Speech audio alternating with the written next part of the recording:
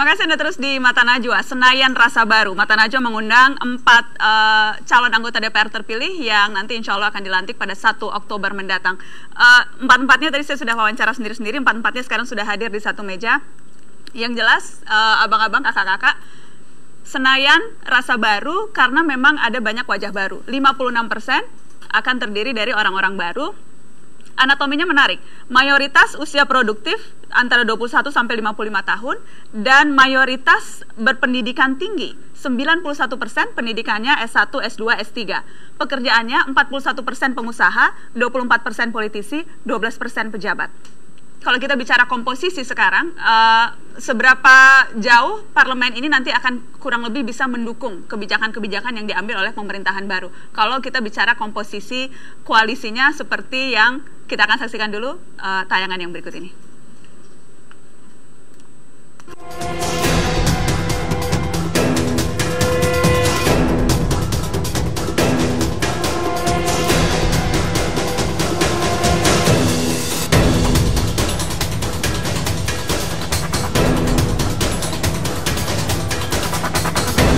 Itikat 7 partai bekerja sama secara permanen untuk mengawal Pancasila.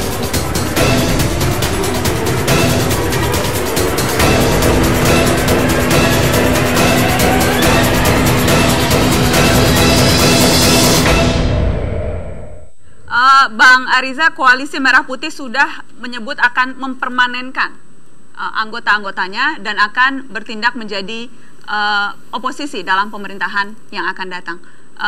Bagaimana kemudian Anda memperkirakan apa yang akan terjadi pada pemerintahan dengan legislatif yang akan terbagi seperti ini?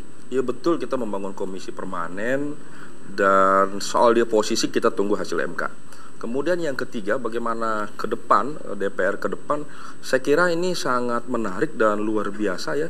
Di tengah banyaknya dominasi orang baru, tapi tantangan ke depan jauh lebih berat ya. Dalam suasana pilpres yang 2 calon, kemudian terjadi polarisasi yang seperti ini, kita harus jujur akan berdampak ke parlemen tentunya, siapapun nanti yang menjadi pemenang pilpres. Tapi saya kira ini satu yang positif dalam proses pembelajaran satu bangsa yang kita menepati urutan ketiga sebagai bangsa terbesar demokrasi di dunia ya. Yaitu apa? Yaitu siapa ke depan nanti yang akan tampil sebagai lembaga apakah eksekutif atau legislatif yang betul-betul memperjuangkan aspirasi rakyat. Oke. Tidak mesti harus eksekutif, bisa ada di parlemen atau sebaliknya. Atau kalau memang tujuannya untuk menyeimbangkan pemerintah tetapi bukan untuk mencari apa salahnya pemerintah. Betul. Lebih besar potensi yang mana Bang Adian? Kalau PDIP dan Nasdem gitu masih menjadi satu gerbong karenanya duduknya di sebelah sini, lebih besar potensi yang mana yang terjadi? Ya pertama, istilah permanen dalam politik saja sudah nggak tepat. Mana ada yang permanen dalam politik? Itu pertama. Kedua, kita lihat kulturnya dan historisnya. Ini nanti ikut kita nih Golkar. Gitu. Anda yakin sekali Golkar bakal ikut? Karena Golkar tidak punya pengalaman beroposisi. Ada beberapa partai di situ yang tidak punya pengalaman beroposisi dari tahun ke tahun.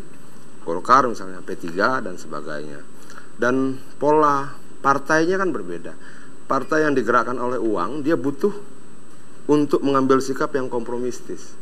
Anda menyebut ke partai mana nih yang digerakkan oleh uang? Nanti jadi persoalan kalau kita sebutkan. Jadi tapi Anda udah menyebut, jadi harus jelas spesifik. Iya, jadi jangan sebut nama katanya, itu pembelajaran pertama dalam politik. Tidak menyebut nama jangan ya? Sebut nama. Jadi saya tidak yakin. Tidak yakin akan permanen? Tidak akan permanen dan kita tidak akan ada kesulitan banyak di parlemen nantinya. Karena saya berpikir bahwa pada akhirnya nanti sikap yang diputuskan di parlemen tetap berpijak pada rasionalitas, pada kepentingan rakyat. Dan saya berharap semua anggota parlemen partai manapun harus berani begitu. Anda yakin ini akan permanen karena Ketua Umum Anda Abu Rizal Bakri sudah kemana-mana dengan Pak Prabowo Subianto? Ya, dan memang mengutip statementnya Pak Ical, Pak ARB, bahwa permanen ini tidak hanya sampai di 2015. Berarti siapapun Ketua Umum Golkar nanti ke depan ya, itu juga akan tetap berada di dalam koalisi Merah Putih. Itu kalau kita kutip dari statement beliau. Kita mengambil langkah bahwa seandainya setelah keputusan MK nanti Jokowi JK menjadi Presiden RI yang selanjutnya, ya saya yang mendukung untuk Golkar tetap di luar pemerintahan. Tetap di luar pemerintahan. Seberapa jauh kemudian Nasdem sebagai partai baru, kursinya 35. 35.